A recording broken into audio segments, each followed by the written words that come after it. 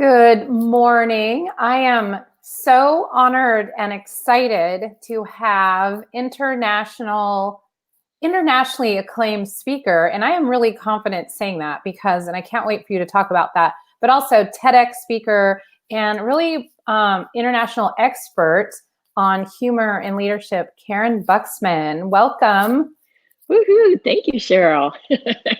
I am so excited to talk to you because you are an expert in something that, in a lot of cases, subtle, but so incredibly important all the way up. So we're not just talking about established leaders, but also for emerging leaders.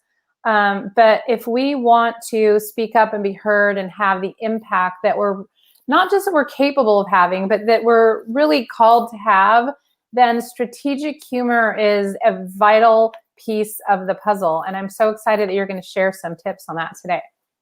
I am excited to be here. I'm a big fan of yours, and quite frankly, what I have seen of your work as from when the first time I knew you, and which has been several years ago, and I kind of had a feel for what you did in terms of your coaching and stuff. And now I just wanted you to know that I'm president of the fan club. Oh. Love the book, and so you're doing amazing work. So I'm excited for you. Thanks for inviting me. Yeah, you're welcome. And thanks for the tips. There were some really formidable tips as I head up to Microsoft to do speaking and do some panel stuff up there. So thank you for that expertise. And so out of the gates, we all know that there's differences between men and women when it comes to humor. And so I would like to know if you can share a little bit of the nuances and really look at both sides of that. And so when I coach, women in technology or I have emerging leaders in my group, but mainly work with high-level women in technology, they're a little bit apprehensive about using humor. They have some concerns. That's one issue. The other issue is that sometimes they've experienced humor from their male counterparts and it has not been well received. So can you speak to the difference in humor between men and women, how maybe men and women should be aware using it, and then also just both sides of that? Yes. So let me unpack that a little bit, because we got a lot of things all kind of scrunched together. And one of the things that I want to unpack first is that what we're talking about, you and I, is the use of humor strategically for influence. Because when you and I are working with high performers, and there's some overlap in our avatars, we're working with people who've gone from good to great. Now they want to go from great to world class. And what we're talking about here are some nuances. But I have a book coming out this fall with Forbes books called Funny Means Money: Strategic Humor for Influence and World Domination. And one of the things I love the title. Thank you. One of the things that I've identified for folks is that, number one, there's three purposes of humor. One is entertainment, and that's what everybody thinks humor is. It's about entertaining, and that's great. And your success with entertaining somebody is measured in laughs. The second is well-being. How can it keep you healthy? How can it keep you resilient? How can it affect your spirituality? Those kinds of things. And we measure that in the quality of your well-being. The third is influence. And influence is about how do we use it to persuade, to inform, to motivate, to inspire other people and lead other people. And we don't measure that in laughter. We measure that in the quantity and quality of our relationships.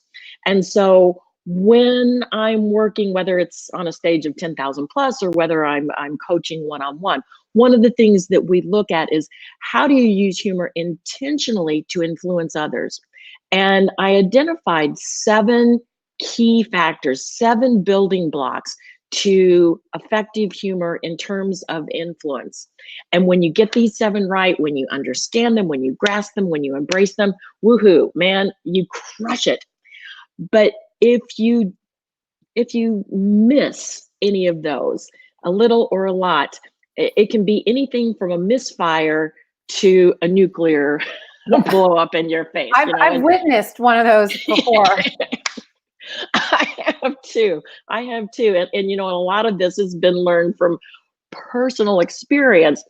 But the number one thing that both men and women miss, but I think it's, because we see this even more so, I think, in women, one of the things that we miss is the bond, the relationship. The stronger your relationship, the more effective your humor will be, and the safer it will be. If you put something out there and it's a misfire, if it crosses the line, which is a common concern, if the relationship is strong, you get a pass. But if this is a first-time client, a first-time customer, somebody that you haven't known very long, now you're on a job interview, whatever the case may be. Now, if you miss that real relationship with that other person, now you're creating a situation that could damage or even destroy that relationship. And so the way, when men and women are communicating, we have different communication styles, and we have different styles in our humor as well. Men, when they are entertaining and joking and playing with other men, their humor tends to be more aggressive. It tends to be shorter. They like the jokes, they like targeting one another, they like pranking one another. Women, when they are communicating with other women, we tend to connect in story. We're more inclusive. We lift one another up. And so when you combine those two, you have to really understand the communication styles of the other, what will work, what will be received. A great example for people to go look at, the May-June issue of Harvard Business Review had a great article on, there was something of the gist was this joke sexual harassment? And the fictionalized case history was about two gentlemen who are joking with one another. A third party comes in, a woman, and one of the gentlemen continues the joke with her. And while it worked with the other guy, it was seen as potential sexual harassment with the woman. Now, unfortunately, HBR didn't address the humor piece of it, but that's what often happens. Yeah, and I want to, on that point, so look at where we are today. I mean, humor is different probably now than it was even a couple years ago, much less like a decade ago. So can you speak to that too, now that people are hypersensitive, and now I'm going to get a little backlash for this, but maybe Me Too is kind of swung, the pendulum is swinging, right, really far one way. And so when people are hypersensitive, is there something to be aware of so we can use strategic humor without being offensive, and to use it to influence? And if my coaching, I'm 100% obsessed with influence. I speak about it a lot. I coach about it a lot. So I'm really intrigued by this. But can you speak a little bit to the hypersensitivity of the culture right now, and how do we kind of work around those lines? Yes, and I know this is particularly of interest to anybody who has worked or is working in HR. And let me just tick off the 7 areas which are the building blocks, and how this, we talked about bond. Your environment. Is anybody outside of your bond part of the group who can hear, see, or experience your humor? Your authenticity. Safety. Can anyone be physically or psychologically harmed? Timing or emotional distance. Has enough time elapsed? Because a lot of humor comes from pain and discomfort, but it's not funny until you have some perspective on it. And then your content and the delivery. And so what you're talking about in these kinds of situations is the content. Can you use certain kinds of words? Can you use certain kinds of things? And it goes back again to bond. If you are in a private conversation with somebody that you have a great relationship with, You can use jokes that perhaps, or use stories, or use humor that outside in the work setting you just can't. You have to understand that I'm in this particular environment right now. I don't have a great relationship. I don't know what their views are on this. And in those kinds of cases, the safest type of humor to use in that case is self-effacing humor. Poking a little bit of fun at yourself, because here, like Sheryl, you know that I love the brain and I live at the intersection of humor and the brain. That's what a neurohumorist does. And when you are using some self-effacing humor, what you're doing is you're showing that other person that you have a little bit of vulnerability. And subconsciously, that puts their brain in a toward state saying, oh, I feel safe with you. But in something like what you're talking about, Me Too movement, sexual harassment, whatever those are, when people use that kind of humor, now you've put the brain in a threat state, in an away state, and they're not hearing your message. They're not following your direction or your leadership. So you want to make sure that your humor is intentional and that you're thinking these steps through. It's humor by choice, not by chance. Yes. And I love that you say that. And one thing when I am working with mainly women that I work with, senior leaders, and a lot of times it's in technology, but other male dominated industries, I always say that you need to prepare your brain first before we open our mouth. So what I'm hearing that you're saying is that, and I think you can correct me if I'm wrong, but your intention is important, that authenticity piece. So if you're thinking in a way that's authentic and that you have good intentions with your humor, then it's probably okay. But if you are thinking that you kind of it's malintentioned, then maybe it's not okay. So I think maybe that mental preparation and kind of checking that before you open your mouth for that humor might be important too. Yes, you're so spot on. And when I work with high performers, I'm working with a gentleman right now, high level in sales leadership, and he really is wanting to be funny spontaneously, but he's not naturally funny. And one of the things that I came to realize with him is that we really needed to focus first on his appreciation of humor so that he could recognize and he could even see those opportunities and then input the humor strategically and even spontaneously. One of the tricks for high performers, we call it humor spontaneity and plan spontaneity. It's like, it sounds like it's something off the top of your head, but you really thought it through ahead of time. And it doesn't mean that you can't just have fun with humor. I'm not saying that at all, but I am saying that for people who use it intentionally and consistently, now they're reaping benefits. Now they're building their resilience. Now they're building their influence. Now they're actually harnessing the power. Robert Cialdini's book on persuasion, one of the number one things in there was the pillar of likability in terms of establishing influence. All other things being equal, people would rather do business with someone that they feel good about, that they see as fun, that they like. And so how can we start weaving these things in intentionally and empower ourselves so that we have that competitive edge? Yeah, that sounds so important. And we have a question in that, if you don't mind, I'm going to ask. And sure. The question is, so when it comes to, we're talking about verbal humor, but when it comes to emails and prospecting, so now we have to consider that a different type of communication. Is it appropriate to ever use humor in a prospecting email? And can you give us some tips on that, or any written type of communication? Wow, this is a great question, because one of the things that helps with humor in the brain is mirror neurons.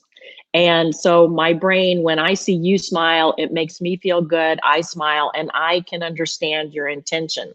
When we take out that visual piece of the brain and now all we have is the writing, we have to be more careful with our humor, but we can still use it. And I think that in writing, it needs to be subtle. It doesn't need to be in your face unless you have a great relationship with this person. A quick example is, prospecting on LinkedIn. For me, I will write to someone and say in my opening line, I see you've no neurohumorist among your contacts. I can remedy that. Let's connect. And I can't tell you how many times people will write back and go, I have no idea what a neurohumorist is, but I think I need one. And it's a little bit of subtle humor to include maybe a humorous quote or a humorous image in something in your signature line or your tagline. The quick example here is in my signature line of email, I make reference to my Goalcast video. I think you've seen it, Sheryl. It's like it's got 1.3 million hits on Goalcast. And, I could just type that in as part of a serious little piece, but behind it, in parentheses, a little bit of self-effacing humor. The word crazy with lots of E's and a question mark. It's like crazy, right? It's just, again, subtle. We're not measuring the success of our humor in laughter. We're measuring it in, is it creating a toward state in the brain? Are they feeling that I'm friendly? Are they feeling that I'm likable? Are they feeling in a toward state rather than a threatened state?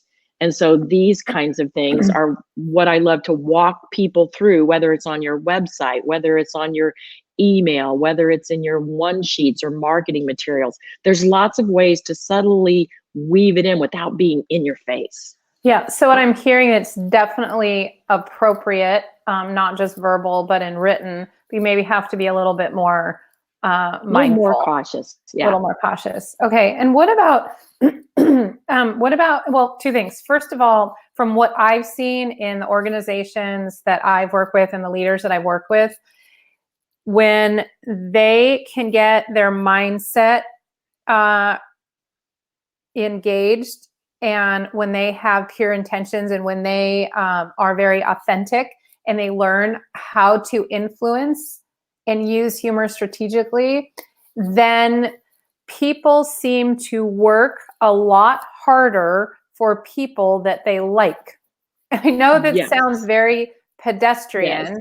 And so I work a lot with leaders to get the most and unlock the potential out of themselves, but also their teams. And what I've seen is when this explodes is when they know how to do this in a way when their team, they can almost create a sense of obligation, because when teams seem to, there seems to be an amazing balance between authority and a little bit of humor, because they are, it's kind of like the strict parent, but that shows a lot of love.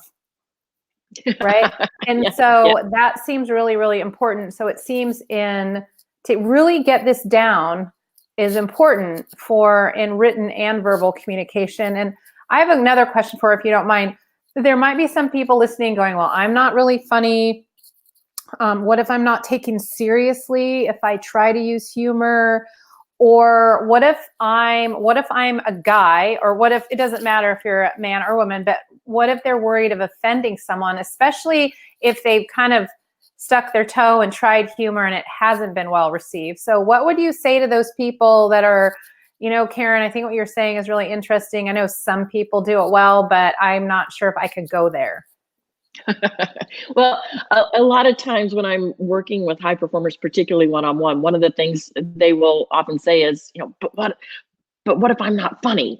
And my answer is great, because you don't have to be funny. I remember working at a retreat up in Napa, and there was a woman CEO there who came out after break, and she was German, very German, and she came up after me and she said, I really appreciate the fact that you say I don't have to be funny, because I'm not funny. And I'm thinking, yeah, I kind of get that. And she goes, and I don't want to be funny. And I was like, okay, I get that too. She goes, but I think it's important for my people to be allowed to use humor. And so I really appreciate that. And I want to know more. And so when you are using humor as a high performer, it's more important to be the humor appreciator than the humor initiator. And you can actually leverage other people's humor. You can encourage it in other people. And this actually, and giving them guidance, because this kind of comes back to something you said kind of at the beginning of that particular question was, what if it just kind of all goes wild, and what if you don't have that parent figure? And so this is a concern I hear from high performers. Well, what if I allow people to use humor in the workplace? We're never going to get anything done in my office. And so here's the important piece. You connect the two, you pair the two, you set the tone for humor while setting high expectations. Now, if you only set the tone for humor and nothing else, then John Belushi's Animal House in your office. And if you're too young to know what Animal House is, go to YouTube, look it up. On the other hand, if you're not allowing for humor, but you're just drilling those high expectations, then the mindset of the employees is firings will continue until morale improves. And so that sweet spot is the one in the middle when we compare the two. And you can leverage, you can encourage other people.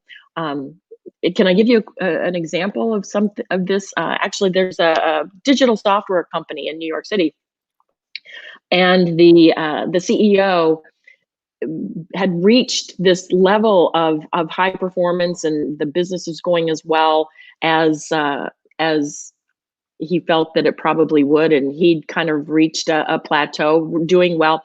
And so kind of as for himself, he took a stand-up comedy class, and it was so powerful for him that he saw the importance of humor, and actually had the gentleman who instructed him come back and teach an improv class to his office. And it became so effective in starting to get that ball rolling with the appreciation and the use of humor that he said they saw an immediate uptick in communication. People who were working in cubicles were now not only talking to one another, but hanging out with one another after work. And that they went on to become the #1 place to work in the city that year, beating out Google and all sorts of other larger companies.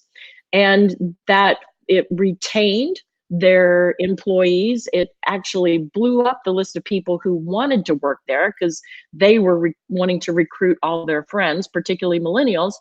They said that the clients who weren't quite in alignment with this kind of new humorous vibe dropped away. But he used the word vibe. He said, but we attracted like-minded clients, and now everybody enjoys their work a whole lot more. And so he wasn't the one who was entertaining people all the time, but he was encouraging his people to take on this new mindset and still maintain those high expectations. And it just really leveled up their company again. Yeah, and I would imagine that had an incredible impact on the bottom line too, because people. Yes.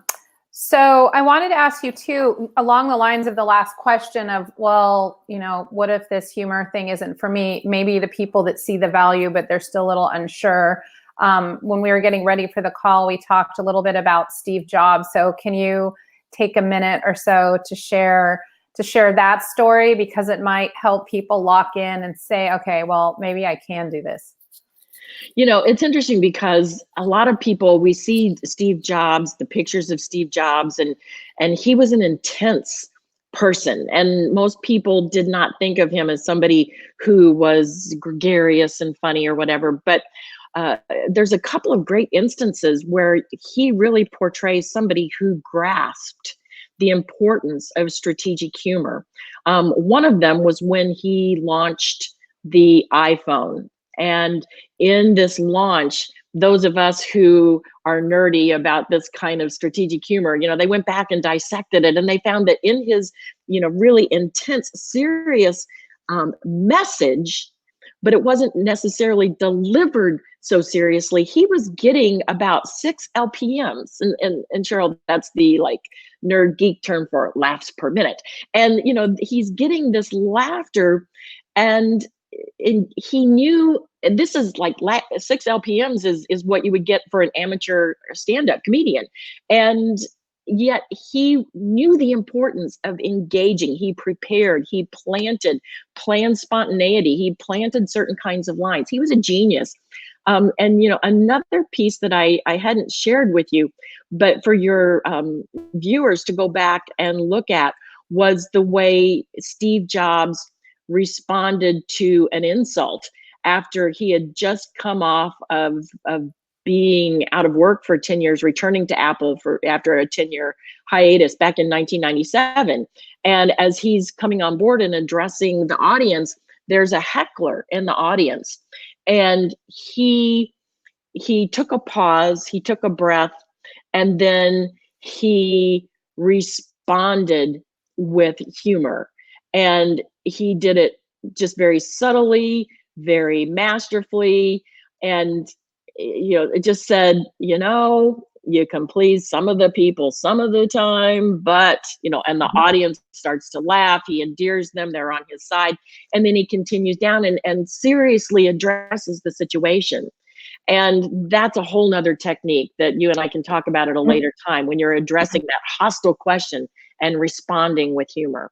Yeah, and sometimes what I get it is when I'm working with women that already have a seat at the table, whether they're going into a staff meeting with the CEO staff, or they have a board seat or what have you, because they have put in the work, they have climbed the ladder, they are there, they have that proverbial seat at the table, but they're not feeling heard. They're not having the influence or the impact that they want and deserve. And so if they can find a way, and another thing that I've learned is that being annoyed or angry does not typically get you the influence and the impact that you want and deserve. And so I think that this would be really appropriate and really helpful to understand, even when meetings get a little hostile. I worked with a woman, chief human resources officer. She would always go last in the meetings with the CEO and his staff, and half the time she wouldn't even get to speak. And so she was really, rightfully so, angry and annoyed, because she was the voice of the people, and because her voice wasn't being heard, she felt like she wasn't representing the people. And so she initially talked to the CEO, and he was like, no, she didn't get what she wanted. But when she took a step back and learned, worked through being influential in a calm and authentic way, then she did. And she was intentional. She wanted to speak third. So she learned how to maneuver that mindset and that communication, and now she is speaking third. But I can see how interjecting a little bit of humor, because what she was told is she wasn't responsible for revenue generation directly. Okay, when we plan that out, actually she is. And we, planned out that conversation. But I could see how when she heard that, she flipped into thinking, wow, this person's a jerk. Yeah. Thinking that in her head. So of course it comes out her mouth. Right. That's just how it is. I don't know if you've ever, with your partner, I've never done this with my husband, of course, had a tone. I'm being funny. But, whatever you're thinking, it just comes out your mouth. And so I could see how if you can learn to be strategically humorous, or use strategic humor, especially in hostile situations, it's going to help you to be authentic and have the impact, and ultimately, and what influence is, help you have the other person come up to your point of view and ultimately make that shift. And so we're just about at time, but I want to ask you, this is a really big year for you. So you have a book coming out in the fall, Funny Means Money. And can you just take a minute to tell us about that, and then also where we can find maybe a little excerpt or download or a little bit more information? Yes, for those who, again, are, if you've gone from good to great, but you want to go from great to world class, or maybe even if you're just like, great, looks really good to you right now. And, you know, you want to improve your influence, and you understand that you don't have to be a mile ahead of your competition. It's that nuance at this part of the game.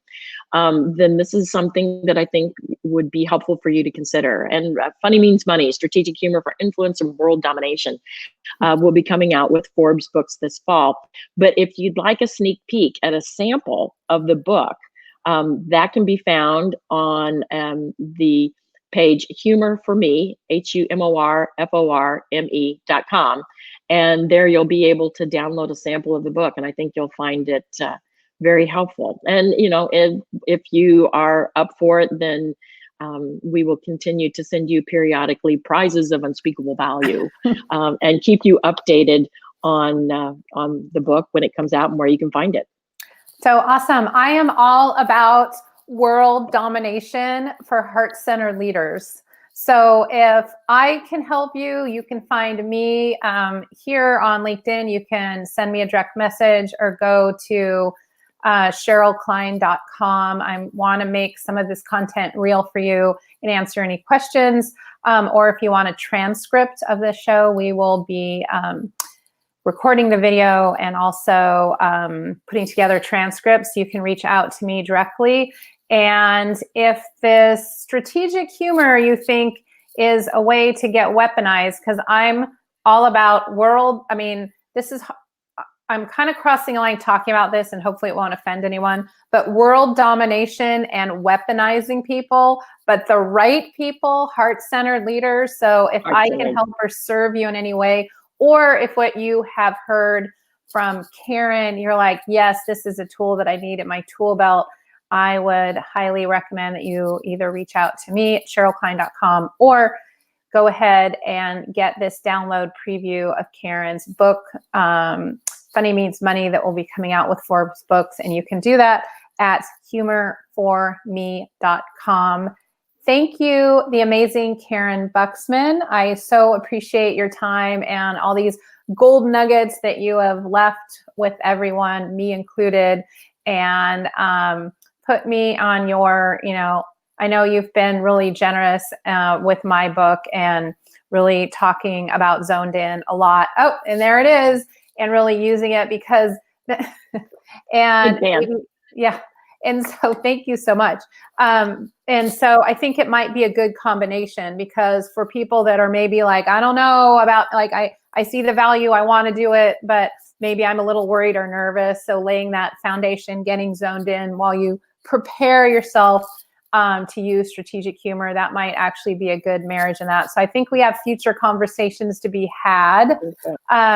But thank you again. I look forward to continuing the conversation, and sign me up. I want to get one of those first copies of Funny Means Money. I know you're hurrying off. I think you're heading to Microsoft now to work with Women in the Cloud. I know you're going to knock it out of the park, girl. Yeah, leaving on Friday, so moderating a leadership panel and speaking up at Microsoft Women in Cloud. So I am super excited about that. And I will start practicing and taking some of these gold nuggets to heart. And I look forward to learning more from you. If you want to hear more from Karyn, again, check out humorforme.com, and she will be glad to give you some things. We'll just really subtle, but help you own your shift. And feel free to connect with me here on LinkedIn. Yeah, that's amazing. Thanks again, Karyn. I look forward to chatting with you next time. You bet. Okay, take care. You too.